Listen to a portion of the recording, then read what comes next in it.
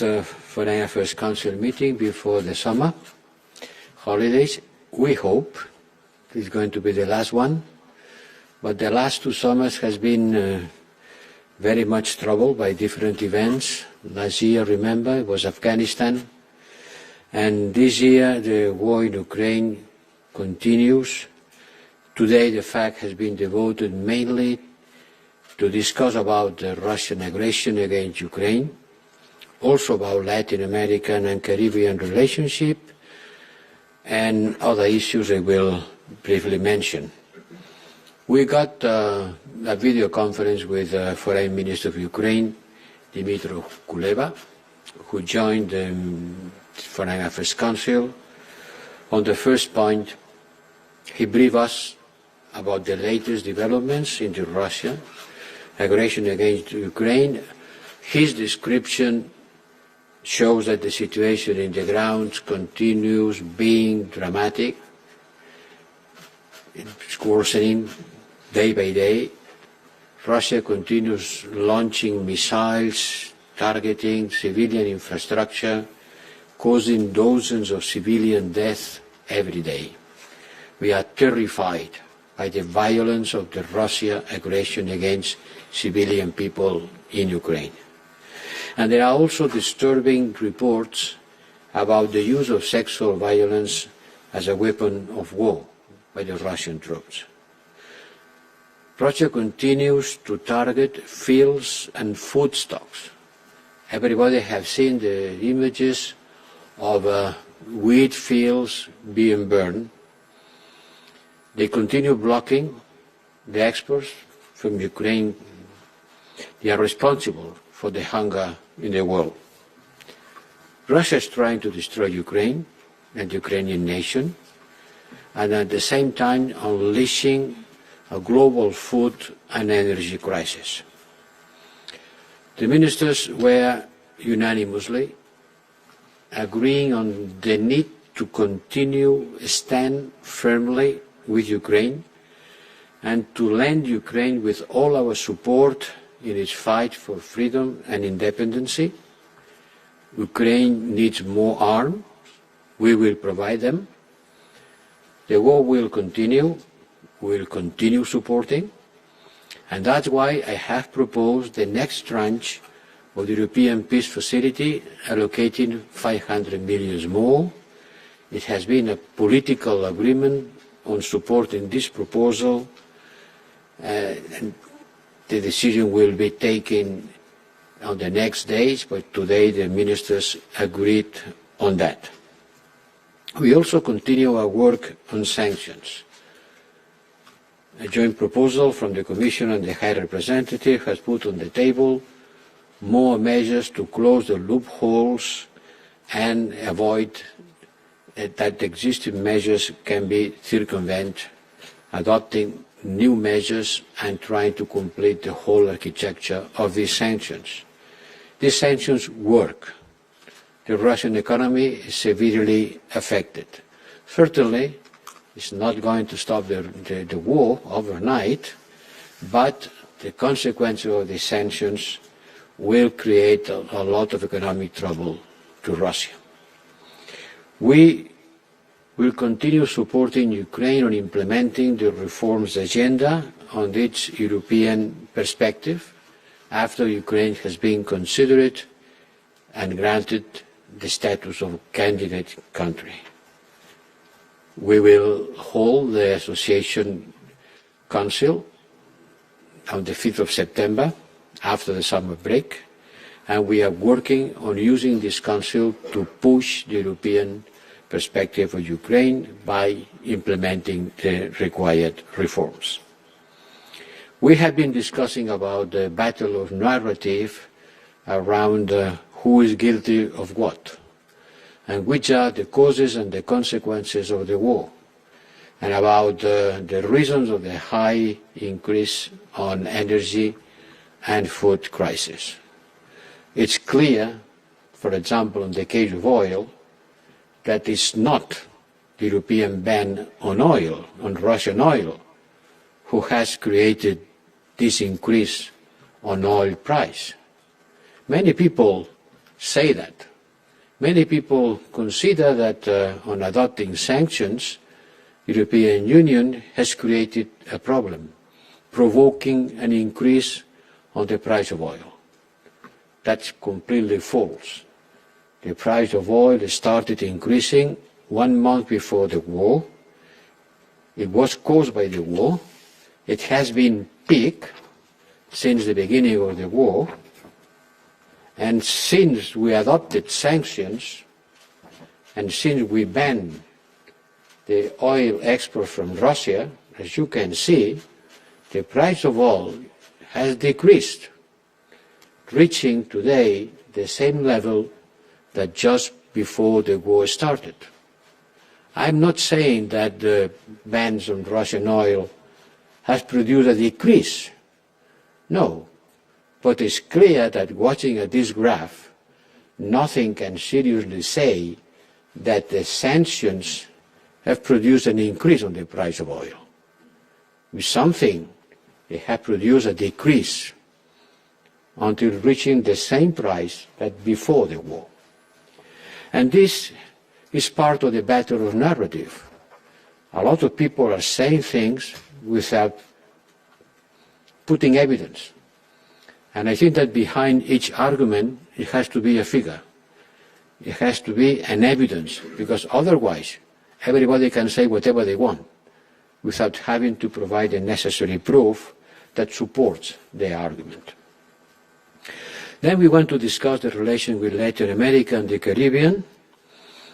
These countries are also affected by the negative consequences of Putin's war, in particular, once again, rising prices on global shortages of food, fertilizers, and energy, even if this region is one of the biggest producers of food in the world.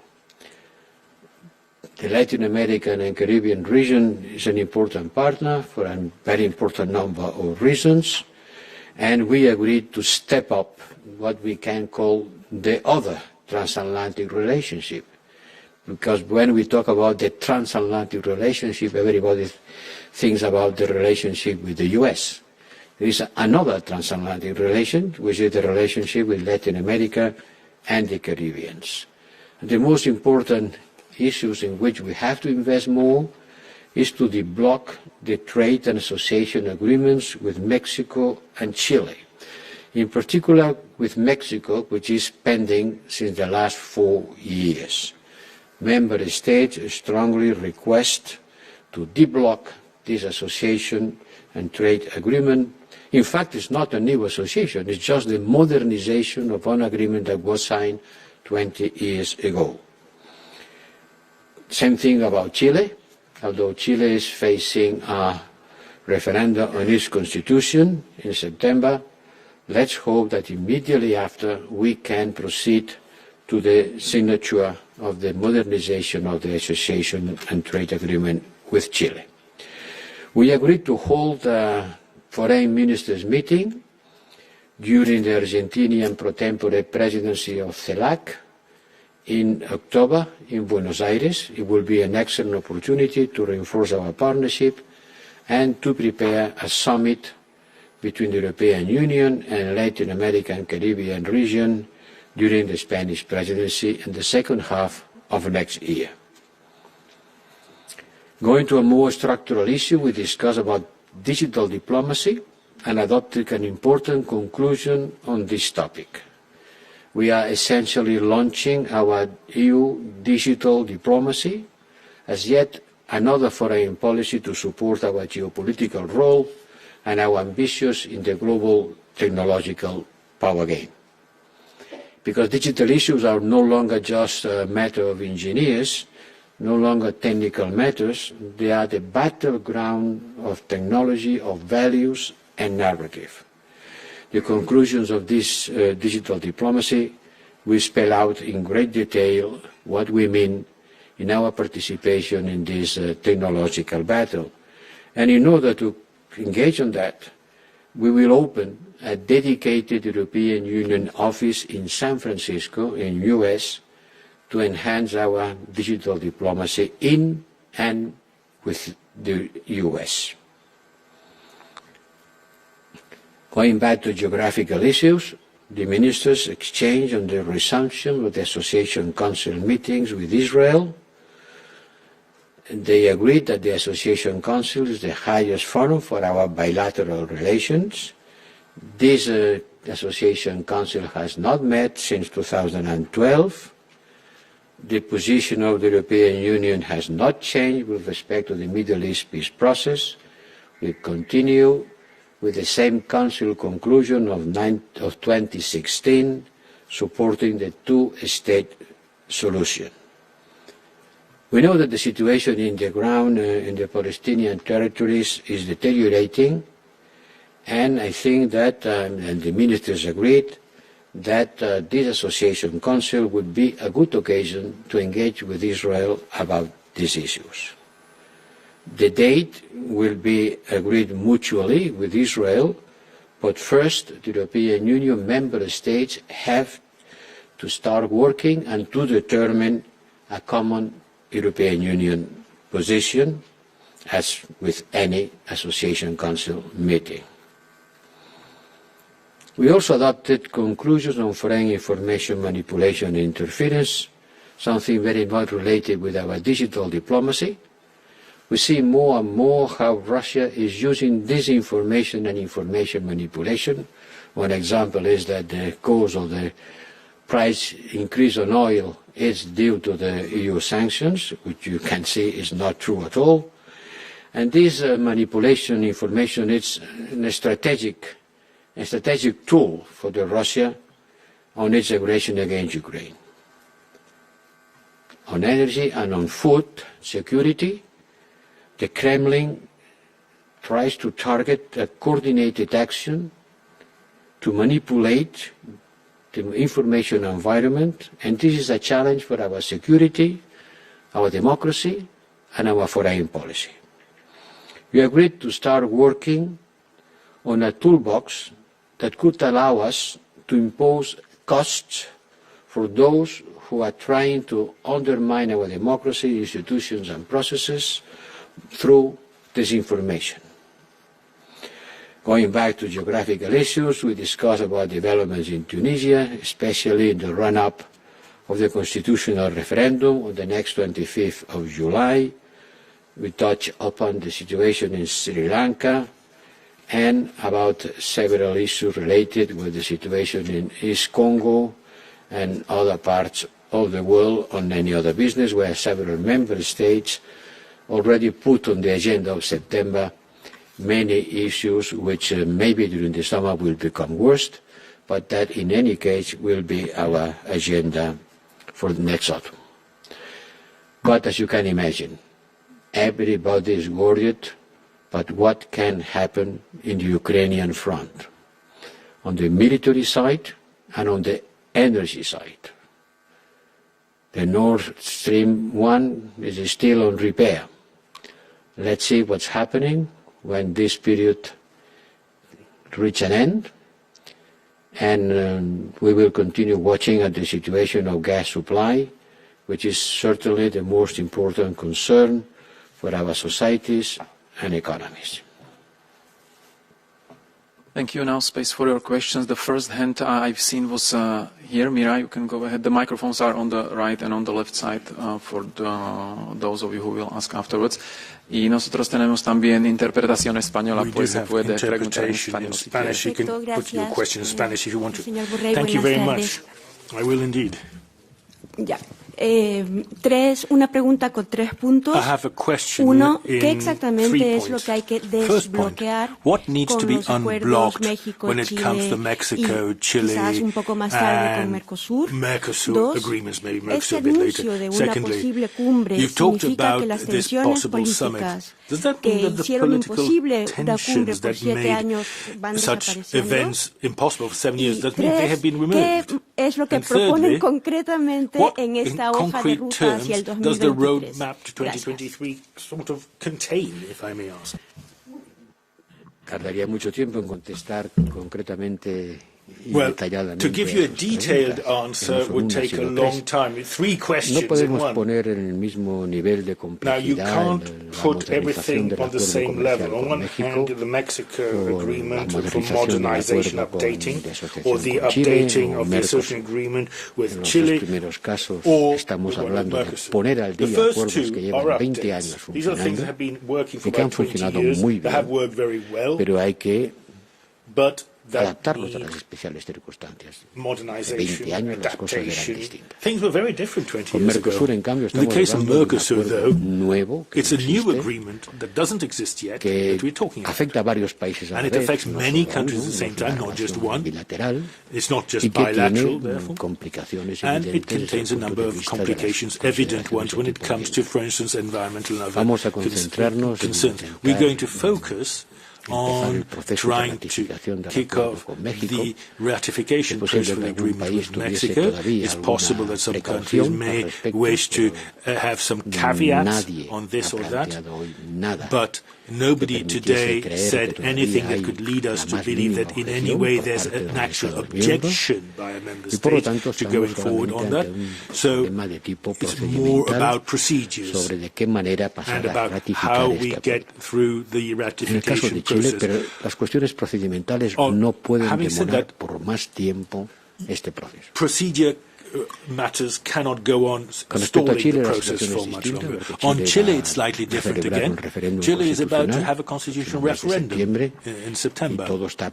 Everything depends on what happens there. Tendremos que esperar a que eso ocurra para retomar algo que debería también estar acabado antes de fin de año. And we'll have to wait and see what happens and then move on before the end of the year, because then it's going to be 20 years since the original agreement was signed, so we'll still have to wait to see. On Mercosur, as I said, it's a wee bit more complicated. There was an agreement in 2019, which now has to be adapted with environmental concern in particular. This will require some technical work, and that will be of some importance. I can't, in a few words, talk about everything that underpins our strategy, or indeed our desire to boost our partnership with Latin America and the Caribbean. After all, we're talking about a whole continent, not just one country, so I can't sum all of that up.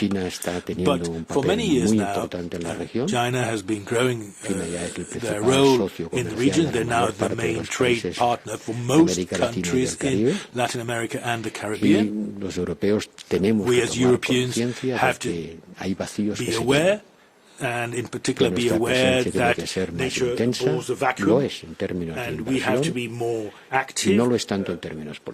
We have been very active in terms to investment, but not so much in political terms. The ministers have agreed today we have to do more, be more present, and talk about things like digital divide, combating inequality, but also environmental issues and all the other issues that have to do with the economic growth of this very important region. Europe has to be more present, and I can personally assure you that I will do everything in my part to that end. Please, you can use the mic on the right or on the left.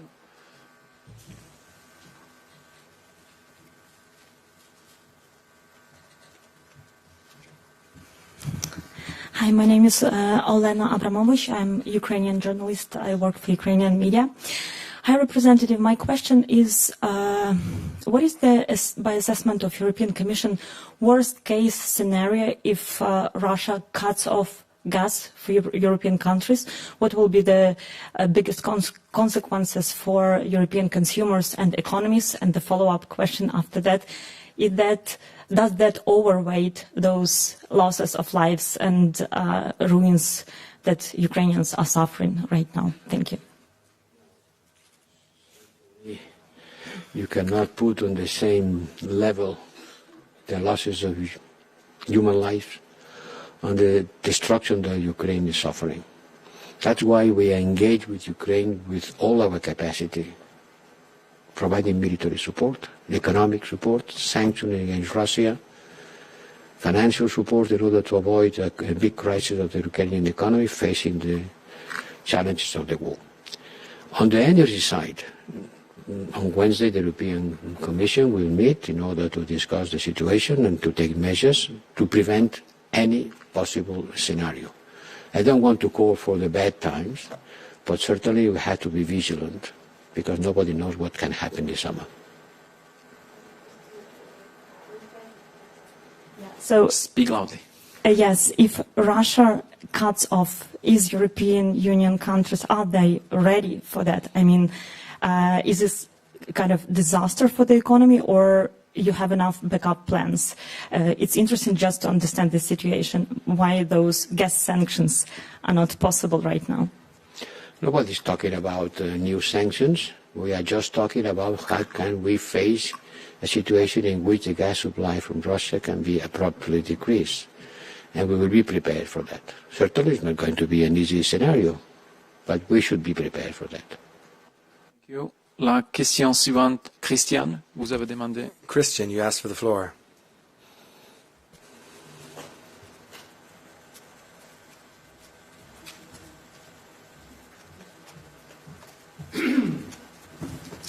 Oui, bonjour. En fait, l'argent est le nerf de la guerre. Et j'aimerais comprendre, avec toutes les annonces que vous faites aujourd'hui, comment vous allez faire alors que l'argent manque. Vous avez débloqué une nouvelle tranche de 500 millions pour la facilité européenne de paix et on sait que maintenant elle est en train d'arriver à son terme. Je voudrais savoir si vous avez eu un débat. Est-ce qu'on va remettre de l'argent au pot? Est-ce qu'on va trouver de nouvelles sources de financement? Est-ce que certains États membres vont accepter de ne pas se faire rembourser? Est-ce qu'on va créer une Europe à deux vitesses entre ceux qui livrent des armes de façon tout à fait spontanée et volontaire et ceux qui réclament de se faire rembourser jusqu'au dernier denier. La deuxième question, elle vaut également sur l'aide macroéconomique. Si j'ai bien compris, le budget européen ne pouvait pas garantir plus qu'1 milliard, ce qui a été fait. Aujourd'hui, 8 milliards en suspens. On est en train de demander aux États membres de mettre la main à la poche. Les Allemands ont mis la main à la poche, ils ont mis 1 milliard. D'autres États membres ont annoncé des choses similaires. Est-ce similar announcements, and can we accept member states coming to council and having to recognize that the Americans are doing more than we are? On vient d'accorder 500 millions de well, plus. Listen, we've just given 500 million euros more. De plus. Et vous That's me what we've demandez just agreed. Qu'est-ce qu'il va être la And you're asking me étape. what will be the next La prochaine étape, stage. c'est dépenser ces 500 millions de plus. The next stage is for those 500 million euros to be spent. À le dépenser, on verra bien. And once it has been spent, we'll see what comes next. Nobody spoke out against these 500 million euros. Pour la manière de rembourser les frais. We've reached an agreement on how to reimburse costs under the second, third and fourth tranches. On est arrivé à cet accord-là. An agreement on that has now been reached. It's now up to all of the member states to cooperate. Everyone said and unanimously agreed that 500 million euros should be taken from the peace facility. It's not a bottomless pot of money, but so far we can continue to finance the financing that we have guaranteed to Ukraine. On the macroeconomic assistance, the Commission did announce 9 billion euro. So far, the Council has reached an agreement to disperse 1 billion, and we continue to work to find a way to disperse the other 8 billion euro. I don't have a date to give you now, but it remains on our agenda, and we will find a way to do it, because we fully understand the macroeconomic difficulties that Ukraine faces, which are entirely normal. It's a war. Their revenue has collapsed, they have budget difficulties. In times of peace, imagine the situation in times of war. We will provide macroeconomic support to stabilize Ukraine because it is just as important as military aid. Next question, Andres, yeah, go ahead.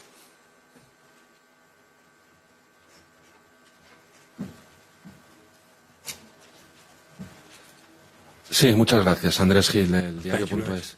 Quería preguntarle, señor representante, si...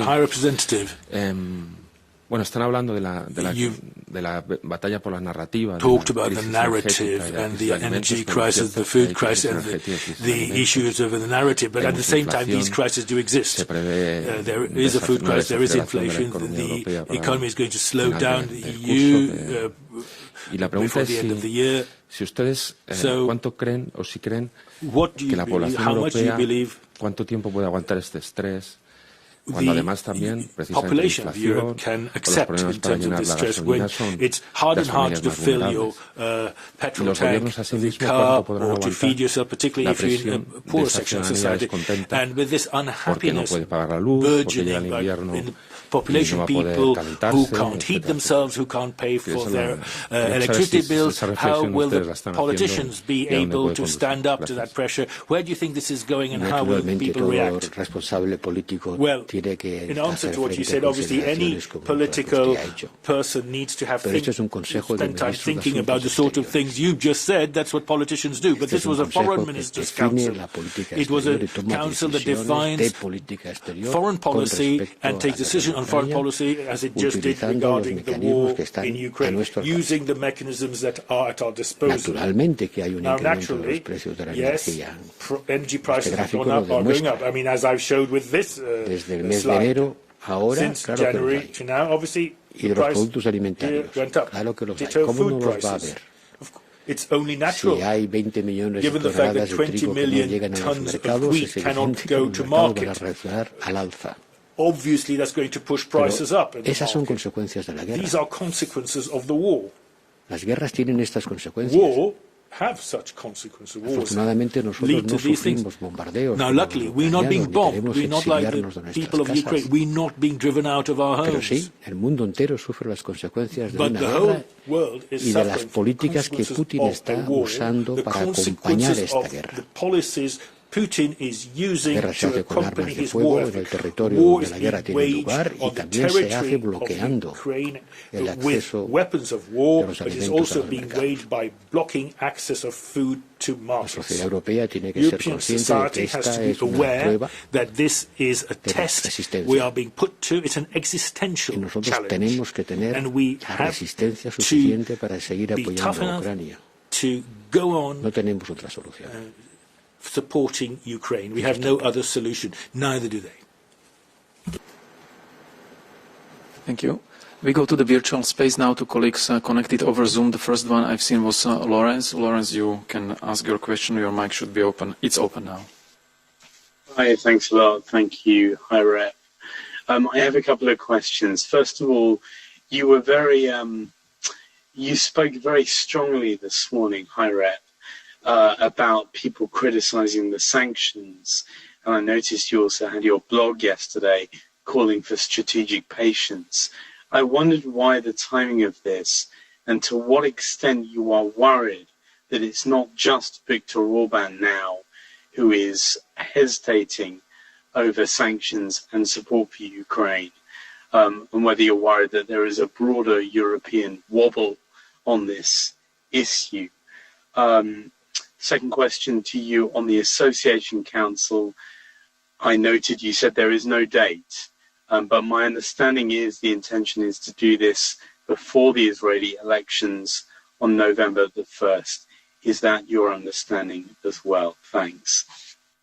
Yes, about the Association Council, one could consider that being the Israeli government a caretaker government, because they will be in the midst of an electoral process, it would be better to wait for another government that come out of the electoral process with a stronger political support. But member states and ministers almost unanimously decided that if we are able to agree on a common agenda and on a common position on the points of agenda, there was no need to wait until December or who knows when, because who knows when the next Israeli government will be formed. It's maybe 6 months or 1 year, no? Who knows? So the important thing is not the electoral process, that certainly is going to happen, and nobody knows which is going to be the result, and we don't want to interfere in the result, but the member states agreeing on the agenda and a common position on the agenda points. And on that, there is nothing different with other association councils. In all association councils, the European Union speaks with a single voice, saying the same.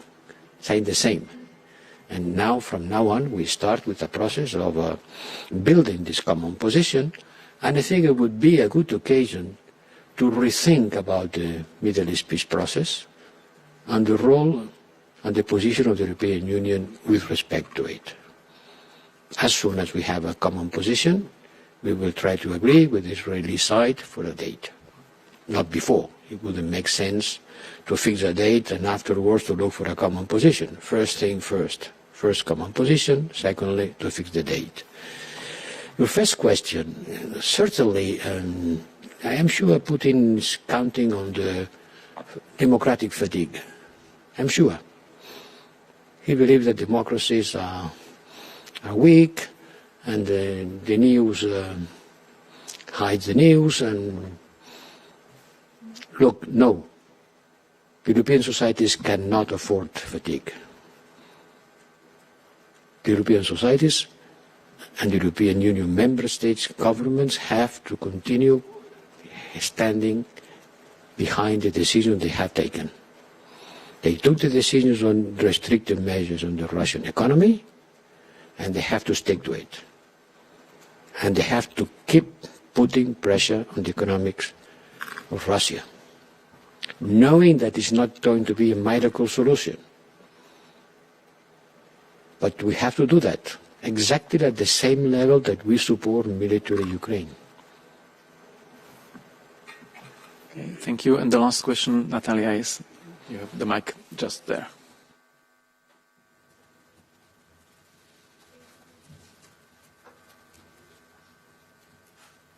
Thanks so much for the question. I just wanted to follow up on the new sanctions measures that were discussed today. I understand that there are some exemptions for banks and other sanctioned entities when it comes to food and grain transactions. Can you explain a bit about why this was included in the new sanctions proposal and what impact that this should have on the growing food crisis? The COREPER is working right now to complete the work on the new call it restrictive measures, new package of adaptation or perfectionation of the existing measures. There is nothing new